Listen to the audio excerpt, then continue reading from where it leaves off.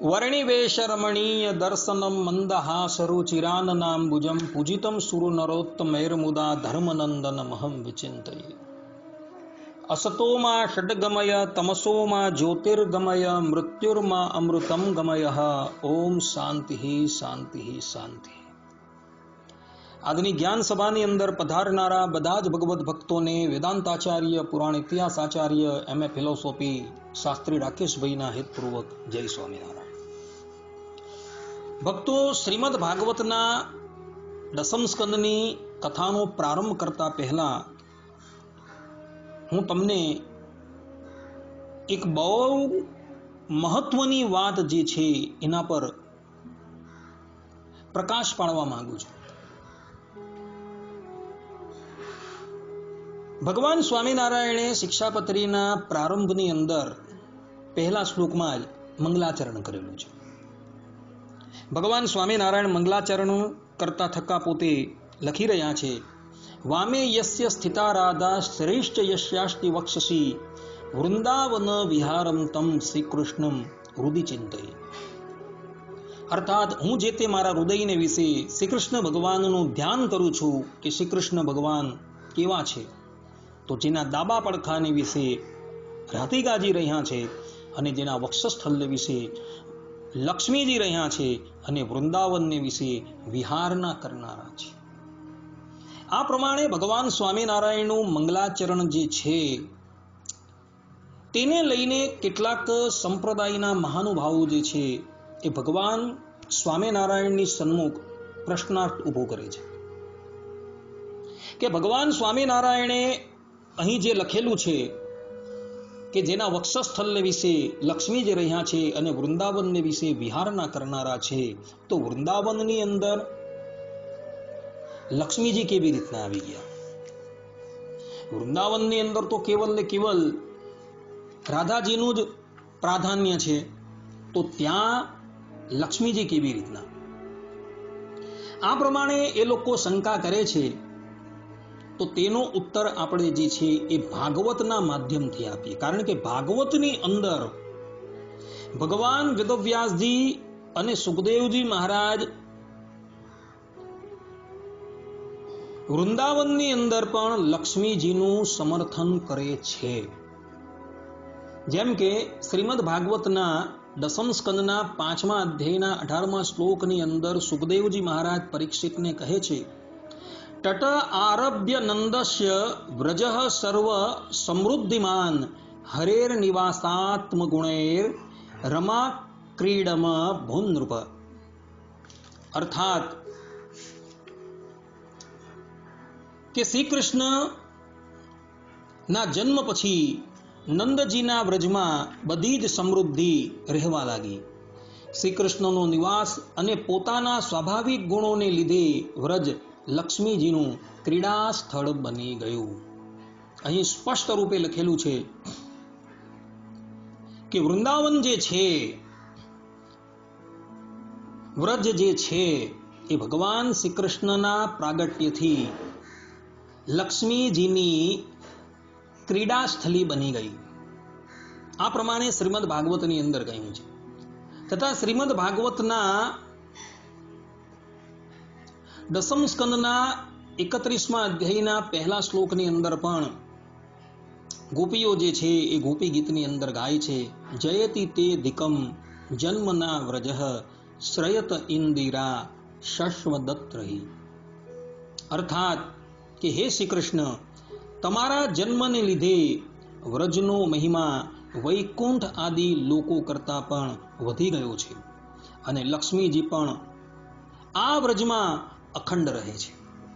અહીં ગોપીઓ જે છે પોતાના સ્વમુખે એવું કહી રહી છે કે લક્ષ્મીજી જે છે એ વ્રજની અંદર અખંડ રહે છે. તો આના દ્વારા પણ એ સમર્થન થઈ જાય છે કે લક્ષ્મીજી વ્રજની અંદર તે વખતે પણ હતા. આ ઉપરાંત શ્રીમદ ભાગવતના દસમ સ્કંદના 29મા અધ્યાયના 39મા શ્લોકની અંદર પણ ગોપીઓ જે છે એ ભગવાન શ્રી કૃષ્ણને કહે છે, દત્તા ભયમ ચ ભુજદંડ યુગમ વિલોક્ય વક્ષ શ્રિય કર્મણમ ચ ભવામ દાસ્ય. અર્થાત શરણાગતોને અભયદાન કરનારી તમારી ભુજાઓને અને લક્ષ્મીજીના ક્રીડા સ્થળ જેવા તમારા વક્ષસ્થળને દેખીને અમે બધી તમારી દાસી થઈ ગઈ છીએ. અહીં પણ સ્પષ્ટ રૂપે એવું પ્રતિપાદન કરવામાં આવેલું છે કે શ્રી કૃષ્ણ ભગવાનના વક્ષસ્થળની ઉપર લક્ષ્મીજી રહેલા છે અને શ્રી કૃષ્ણ ભગવાન જ્યારે વ્રજની અંદર પ્રગટ થયા ત્યારે પણ એ લક્ષ્મીજી એમના વક્ષસ્થળની ઉપર હતા. એટલે વ્રજની અંદર ભગવાન શ્રી કૃષ્ણ જે પ્રગટ થયા ત્યારે લક્ષ્મીજી પણ એમની સાથે હતા એવું ગોપીઓ જે છે એ સ્પષ્ટ રૂપે કહી રહી છે. શ્રીમદ ભાગવતના 10મ સ્કંદના 47મા અધ્યાયના 20મા શ્લોકની અંદર જે અધ્યાય ભ્રમર ગીતના નામથી ઓળખાય છે તેની અંદર પણ ગોપીઓ જે છે એ આ બાબતનું સમર્થન કરે છે. અર્થાત કે વ્રજની અંદર લક્ષ્મીજી હતા એનું સમર્થન એવો ભ્રમર ગીતની અંદર પણ કરે છે. જેમ કે ગોપીઓ જે છે એ ઉદ્ધવજીને સંભળાવતા થતા પોતે કહે છે, નયસી કથમિહાસ્માન દુસ્ત્યજદ્વન્દ્વ પાર્શ્વમ સતતમુર શ્રી સૌમ્ય શ્રીર્વધુ શાકમાસ્તે. અર્થાત હે સૌમ્ય, પ્રિય ભ્રમર, તું અમને કૃષ્ણ પાસે શા સારું લઈ જાય છો? તેની પાસે જઈને પાછા આવવું ઘણું કઠિન છે, કારણ કે કૃષ્ણના વક્ષસ્થળ ઉપર તો તેની પ્યારી પત્ની લક્ષ્મીજી સદાય રહે જ છે ને. આ પ્રમાણે અહીં પણ ભ્રમર ગીતની અંદર પણ સ્પષ્ટ રૂપે એ બાબતનું પ્રતિપાદન કરવામાં આવેલું છે કે ભગવાન શ્રી કૃષ્ણના વક્ષસ્થળની ઉપર લક્ષ્મીજી જે છે એ અખંડ રહ્યા છે ને એક ક્ષણ માટે એનાથી દૂર થતા નથી. એટલે વ્રજની અંદર જ્યારે શ્રી કૃષ્ણ ભગવાન પ્રગટ થયા ત્યારે પણ એ લક્ષ્મીજી ભગવાન શ્રી કૃષ્ણના વક્ષસ્થળની ઉપર હતા અને જ્યારે ભગવાન શ્રી કૃષ્ણ ત્યાંથી મથુરા અને દ્વારકા ગયા ત્યારે પણ એ લક્ષ્મીજી એમના વક્ષસ્થળની ઉપર હતા. એટલે જે લોકો એવું કહી રહ્યા છે કે વૃંદાવનની અંદર અર્થાત કે વ્રજની અંદર લક્ષ્મીજી નથી, તો તેણે આ બધા પ્રમાણો જે છે એ જોવાની ખાસ જરૂર છે. આ ઉપરાંત શ્રીમદ ભાગવતના 10મ સ્કંદના 23મા અધ્યાયના 46મા શ્લોકની અંદર પણ આ બાબતનું સમર્થન થયું છે. શ્રીમદ ભાગવતના 10મ સ્કંદના 47મા અધ્યાયના 13મા શ્લોકની અંદર પણ આ બાબતનું સમર્થન થયું છે અને ત્યાં સ્પષ્ટ રૂપે કહ્યું છે કે વ્રજની અંદર પણ લક્ષ્મીજી ભગવાન શ્રી કૃષ્ણ જ્યારે પ્રગટ થયા ત્યારે એમની સાથે જ હતા. એટલે જે લોકો એ પ્રમાણે વાત કરે છે કે વ્રજની અંદર લક્ષ્મીજીનું પ્રાગટ્ય નથી, લક્ષ્મીજીની કોઈ જરૂર નથી, તો એ લોકોએ આ બધા પ્રમાણો જે છે એ અવલોકન કરવા યોગ્ય છે.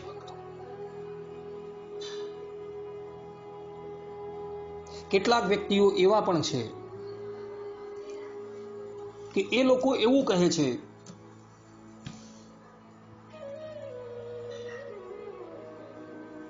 કે મથુરાના શ્રી કૃષ્ણ ભગવાન જે છે એ ભિન્ન છે, વૃંદાવનના શ્રી કૃષ્ણ છે એ ભિન્ન છે, દ્વારકાના શ્રી કૃષ્ણ જે છે એ ભિન્ન છે, અને એ લોકોને ભજનારા જે છે એ લોકોને પણ ભિન્ન ભિન્ન પ્રાપ્તિ થાય છે. પરંતુ આ વાત પણ જે છે એ શાસ્ત્રને માન્ય નથી. ભગવાન સ્વામિનારાયણે શિક્ષાપત્રીની અંદર એને માટે બહુ જ સુંદર શ્લોક લખેલા છે. ભગવાન સ્વામિનારાયણ પોતે કહી રહ્યા છે શિક્ષાપત્રી 109 અને 110 શ્લોકની અંદર, સ રાધયા યુતો જ્ઞેયો રાધા કૃષ્ણ ઇતિ પ્રભુ રૂક્મણ્યા રમયોપેતો લક્ષ્મી નારાયણ શ્રી જ્ઞેયો અર્જુનેન યુક્તૌષો નર નારાયણા વિધ બલભદ્રાદિ યોગેન તત્તત નામોચ્યતે શચ. અર્થાત અને સમર્થ એવા જે શ્રી કૃષ્ણ તે જે તે રાધિકાજીએ યુક્ત હોય ત્યારે રાધા કૃષ્ણ એવે નામે જાણવા, અને રૂક્મિણી રૂપ જે લક્ષ્મી તેમણે યુક્ત હોય ત્યારે લક્ષ્મી નારાયણ એવે નામે જાણવા, અને એ શ્રી કૃષ્ણ જે તે અર્જુને યુક્ત હોય ત્યારે નરનારાયણ એવે નામે જાણવા, અને વળી તે શ્રી કૃષ્ણ જે તે બલભદ્રાદિકને યોગે કરીને તે નામે કહેવાય છે એમ જાણવું. અને ત્યારબાદ 111 શ્લોકની અંદર ભગવાન સ્વામિનારાયણ કહે છે, 112 શ્લોકની અંદર પણ ભગવાન સ્વામિનારાયણ કહે છે, અટશ્ચાસ્ય સ્વરૂપેષુ ભેદો જ્ઞેયો ન સર્વથા ચતુરાદિ ભુજત્વમ તુ દ્વિબાહોસ્તસ્ય ચૈછિકમ. અર્થાત એ હેતુ માટે એ શ્રી કૃષ્ણ ભગવાનના જે સ્વરૂપ તેમને વિશે સર્વ પ્રકારે કરીને ભેદ ન જાણવો, અને ચતુર્ભુજપણું, અષ્ટભુજપણું, સહસ્ત્રભુજપણું ઇત્યાદિ જે ભેદ જણાય છે તે તો દ્વિભુજ એવા જે શ્રી કૃષ્ણ તેમની ઈચ્છાએ કરીને છે એમ જાણવું. અહીં સ્પષ્ટ રૂપે કહ્યું છે કે એ શ્રી કૃષ્ણ ભગવાન જે છે એ રાધાજીની સાથે હોય ત્યારે રાધા કૃષ્ણ, એ જ શ્રી કૃષ્ણ ભગવાન જે છે એ દ્વારકામાં રૂક્મિણી દેવીની સાથે હોય ત્યારે લક્ષ્મી નારાયણ, અને એ જ શ્રી કૃષ્ણ ભગવાન ઇન્દ્રપ્રસ્થની અંદર અથવા તો કુરુક્ષેત્રના મેદાનની અંદર અર્જુનજીની સાથે હોય ત્યારે એ નરનારાયણ કહેવાય છે. અને એ જ શ્રી કૃષ્ણ ભગવાન જે છે એ મથુરાની અંદર, ગોકુળની અંદર, વૃંદાવનની અંદર કે દ્વારકાની અંદર બલભદ્રની સાથે હોય ત્યારે એ બલભદ્રાદિક નામે ઓળખાય છે. અને ભગવાન સ્વામિનારાયણ સ્પષ્ટ રૂપે કહે છે કે એ ભગવાનના સ્વરૂપની અંદર ક્યારેય પણ ભેદ જાણવો નહીં, એમ સ્પષ્ટ રૂપે કહ્યું છે. કારણ કે જે પણ કોઈક વ્યક્તિ એ શ્રી કૃષ્ણ ભગવાનને ભજે છે એ લોકોને પ્રાપ્તિ તો અંતે એ ભગવાનના ધામની જ થવાની છે, કે જે ધામને શાસ્ત્રોની અંદર વૈકુંઠ કહ્યું છે, ગોલોક કહ્યું છે, અક્ષર કહ્યું છે, પરમ વ્યોમ કહ્યું છે. એક જ ધામ જે છે એને ભિન્ન ભિન્ન નામથી શાસ્ત્રોની અંદર કહેવામાં આવેલું છે. અને આ બાબતનું સમર્થન જે છે એ ગર્ગાચાર્યજી ગર્ગ સંહિતાની અંદર વિશ્વજીત ખંડની અંદર 12મા અધ્યાયની અંદર 42 થી 47મા શ્લોકની અંદર કરી રહ્યા છે. ગર્ગાચાર્યજી ત્યાં સ્પષ્ટ રૂપે કહે છે કે એ જ બ્રહ્મને અર્થાત કે બ્રહ્મપદને કોઈ પરમપદ કહે છે, કોઈ વૈષ્ણવ ધામ કહે છે, કોઈ વ્યાપક વૈકુંઠ, કોઈક શાંત, કોઈ પરમ કૈવલ્ય તથા કોઈ અવિનાશી પરમધામ કહે છે. કેટલાકના મતની અંદર તે જ અક્ષરપદ છે, કોઈક એને પરાકાષ્ઠા કહે છે, કોઈ એને પ્રકૃતિથી પર ગોલોક ધામ કહે છે, અને કોઈ પુરાણ વેદતા એને વિશદ નિકુંજ કહે છે. કહેવાનું તાત્પર્ય અહીં ગર્ગાચાર્યજીનું એવું છે કે જે બ્રહ્મપદથી વેદાંતની અંદર કહેવામાં આવેલું જે ભગવત ધામ છે એને જ કેટલાક લોકો જે છે એ વૈકુંઠ તરીકે, કોઈક એને ગોલોક તરીકે, કોઈક એને શાંત તરીકે, કોઈ એને અક્ષર તરીકે કહે છે. સ્વામિનારાયણ સંપ્રદાયના લોકો જે છે એ ભગવત ધામને ગોલોક પણ કહે છે, વૈકુંઠ પણ કહે છે અને અક્ષર પણ કહે છે. અમારા અહીં કોઈ પણ જાતના ધામનો ભેદ બતાવેલો જ નથી. ભગવાન સ્વામિનારાયણે પણ સત્સંગી જીવનના તૃતીય પ્રકરણના 41મા અધ્યાયની અંદર તથા સદગુરુ ગોપાળાનંદ સ્વામીએ શ્રીમદ ભાગવતની ટીકાની અંદર, એકાદશ સ્કંધની ટીકાની અંદર પણ આ જ બાબતનું પ્રતિપાદન કરેલું છે કે ભગવાનનું ધામ જે છે એ એક જ છે અને એ વિભિન્ન નામથી ઓળખાય છે. છતાં પણ દુરાગ્રહને વશ થઈને કોઈ એમ કહે કે ભાઈ ચતુર્ભુજ રૂપની ઉપાસના કરનારા વ્યક્તિ જે છે એ તો વૈકુંઠ લોકની અંદર જાય છે, દ્વિભુજ શ્રી કૃષ્ણની ઉપાસના કરનારાઓ જે છે એ તો ગોલોક ધામની અંદર જાય છે, તો એ લોકોને કહેવાનું કે ભાઈ નંદ આદિક જે ગોપ જે છે એ લોકોને પણ ભગવાન શ્રી કૃષ્ણ જે છે એ અંતકાળે પોતાના વૈકુંઠ ધામની અંદર જ લઈ ગયા છે. શ્રીમદ ભાગવતના 18,000 શ્લોક છે એ 18,000 શ્લોકની અંદરથી એક પણ શ્લોકની અંદર ગોલોકનું વર્ણન આવતું નથી. હા, શ્રીમદ ભાગવતના તૃતીય સ્કંધની અંદર 11મા અધ્યાયના 41મા શ્લોકની અંદર અક્ષરનું વર્ણન આવે છે, પરંતુ કોઈ પણ શ્લોકની અંદર તમે જોજો ગોલોકની વાત કરવામાં આવી જ નથી, અક્ષરની વાત કરવામાં આવેલી છે. અને વૈકુંઠની વાત પણ જે છે એ કરવામાં આવેલી છે. જેમ કે શ્રીમદ ભાગવતની અંદર દ્વિતીય સ્કંધના 7મા અધ્યાયના 31મા શ્લોકની અંદર સ્પષ્ટ રૂપે કહ્યું છે. સુખદેવજી મહારાજ જે છે એ પોતે કહી રહ્યા છે કે એ ભગવાન શ્રી કૃષ્ણ નંદ બાવાને અજગરના ભયમાંથી અને વરુણના પાસમાંથી છોડાવશે. મય દાનવનો પુત્ર વ્યોમાસુર જ્યારે ગોપ બાળકને પહાડની ગુફાઓમાં પૂરી દેશે ત્યારે તેઓ તેમને પણ ત્યાંથી બચાવી લાવશે. ગોકુળના લોકોને કે જેઓ આખો દિવસ તો કામ ધંધામાં વ્યાકુળ રહે છે અને રાત્રે અત્યંત થાકીને સૂઈ જાય છે, તેમને તેઓ સાધનાહીન હોવા છતાંય પોતાના વૈકુંઠ ધામની અંદર લઈ જશે. અહીં મૂળની અંદર વૈકુંઠ શબ્દનો પ્રયોગ થયો છે. નંદમ ચ મોક્ષ્યતિ ભવાદ વરુણસ્ય પાસાદ ગોપાન બિલેષુ પિહિતાન મયસૂનુનાશ્ચ અહન્યાપૃતમ નિશિસયા નમતિ શ્રમેણ લોકમ વિકુંઠમુપનેશ્યતિ ગોકુલમ સ્મ. અહીં સ્પષ્ટ રૂપે વિકુંઠ શબ્દ લખેલો છે. લોકમ વિકુંઠમુપનેશ્યતિ ગોકુલમ સ્મ. આ પ્રમાણે સ્પષ્ટ રૂપે વૈકુંઠ શબ્દનો પ્રયોગ થયેલો છે. હવે કોઈ એમ કહે કે ભાઈ દ્વારકાવાસીઓ જે છે જે ચતુર્ભુજ રૂપની ઉપાસના કરતા હતા તે લોકો વૈકુંઠમાં ગયા, અને વ્રજના લોકો જે છે એ દ્વિભુજ રૂપની ઉપાસના કરતા હતા તે લોકો બધા ગોલોક ધામની અંદર ગયા. તો અહીંયા ભાગવતની અંદર તો જુઓ ભક્તો, આ પ્રમાણે લખેલું છે. શ્રીમદ ભાગવતના દ્વિતીય સ્કંદના 7મા અધ્યાયના 31મા શ્લોકની અંદર આ વાત લખેલી. હું પુનઃ પાછું બોલી જાઉં છું.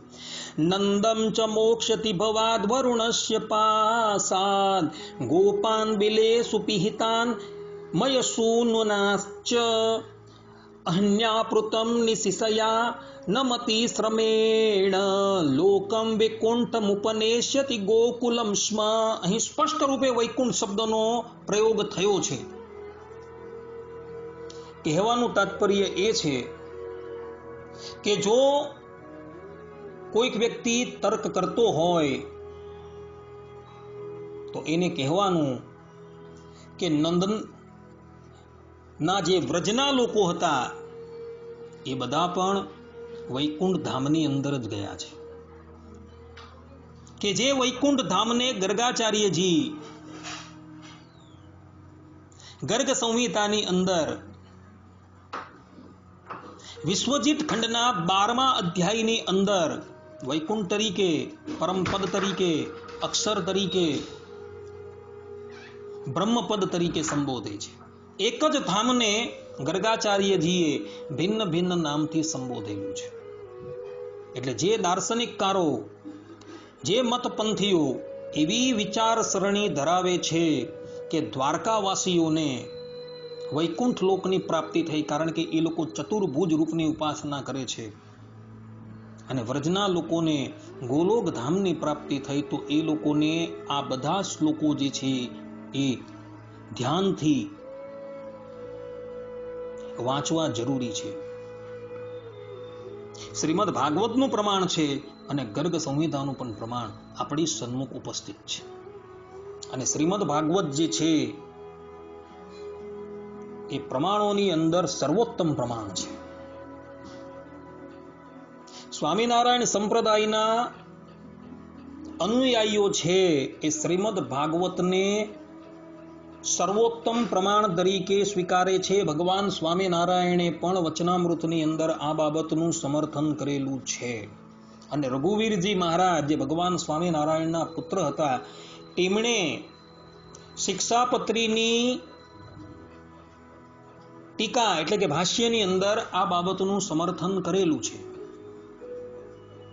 કે આમ જોવા જાય તો વેદ જે છે એ પ્રમાણોની અંદર પરમ પ્રમાણ છે, પરંતુ ભાગવત શા માટે પરમ પ્રમાણ છે તેનો ખુલાસો આદિ આચાર્યએ અમારા કરેલો છે કે ભાઈ, વેદની અંદર ભગવાન શ્રી કૃષ્ણના જે ગુણો જે છે એ ગુણોનું પ્રાગટ્ય બતાવેલું નથી. એ બધા ગુણો ભગવાનની અંદર હોવા છતાં પણ એ સુષુપ્તિ અવસ્થાની અંદર છે. જ્યારે ભગવાન શ્રી કૃષ્ણના એ બધા જ ગુણોનું પ્રાગટ્ય જે છે એ ભાગવતની અંદર જોવા મળે છે. કારુણ્ય, સૌશીલ્ય, ઔદાર્ય, જ્ઞાન, બલ, વીર્ય, ઈશ્વરી શક્તિ, તેજ, આ બધા જ ગુણો જે છે એ ભાગવતની અંદર પ્રગટ થયેલા જોવા મળે છે.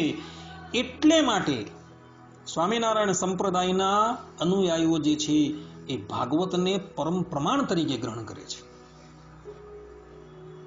આ વાત ભાષ્યની અંદર લખેલી છે. ભક્તો, કહેવાનું તાત્પર્ય એ કે તમે કોઈ પણ રૂપની ઉપાસના કરતા હોવ, ચતુર્ભુજ રૂપની, દ્વિભુજ રૂપની, અષ્ટભુજ રૂપની, સહસ્ત્રભુજ રૂપની, તમને પ્રાપ્તિ કેવલ ને કેવલ ભગવાનના ધામની જ થવાની છે. જે ભગવાનના ધામને ગર્ગાચાર્યજી ગોલોક તરીકે કહે છે, વૈકુંઠ તરીકે કહે છે, અક્ષર તરીકે કહે છે, પરમ પદ તરીકે કહે છે, પરમ વ્યોમ તરીકે કહે છે. માટે ભક્તો, એવા મતપંથીઓ જે સમજણ ધરાવે છે કે દ્વારકાવાસીની ઉપાસના કરવાથી વૈકુંઠ લોકની પ્રાપ્તિ થાય, વ્રજના ઠાકોરની ઉપાસના કરવાથી ગોલોક ધામની પ્રાપ્તિ થાય, એ લોકોની સમજણને ગર્ગાચાર્યજી જે છે એ અમાન્ય કરે છે. ભગવાન સ્વામિનારાયણ હરિવાક્ય સુધા સિંધુની અંદર 218માં તરંગની અંદર સ્પષ્ટ રૂપે કહે છે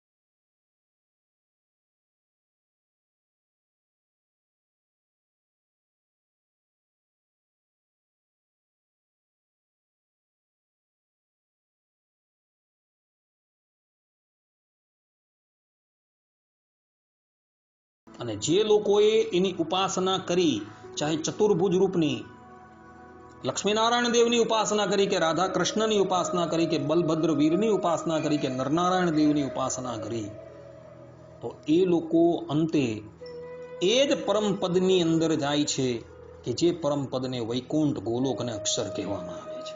અને આ બાબતનું સમર્થન પણ ભગવાન સ્વામિનારાયણે સત્સંગી જીવનની અંદર તૃતીય પ્રકરણના 41મા અધ્યાયની અંદર તથા એમના શિષ્ય નિષ્કુળાનંદ સ્વામીએ ભક્ત ચિંતામણી નામના ગ્રંથની અંદર 159મા પ્રકરણની અંદર તથા સદગુરુ ગોપાળાનંદ સ્વામીએ શ્રીમદ ભાગવતના એકાદશ સ્કંદની કૃષ્ણ અભિપ્રાય બોધની ટીકાની અંદર કરેલું છે. ભક્તો,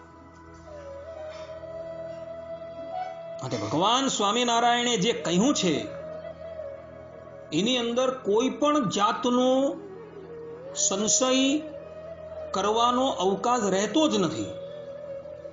ને આ બધી જ બાબતોનો ખુલાસો ટીકા ભાષ્યની અંદર વિસ્તારથી કરવામાં આવેલો છે. એટલે જે સંપ્રદાયના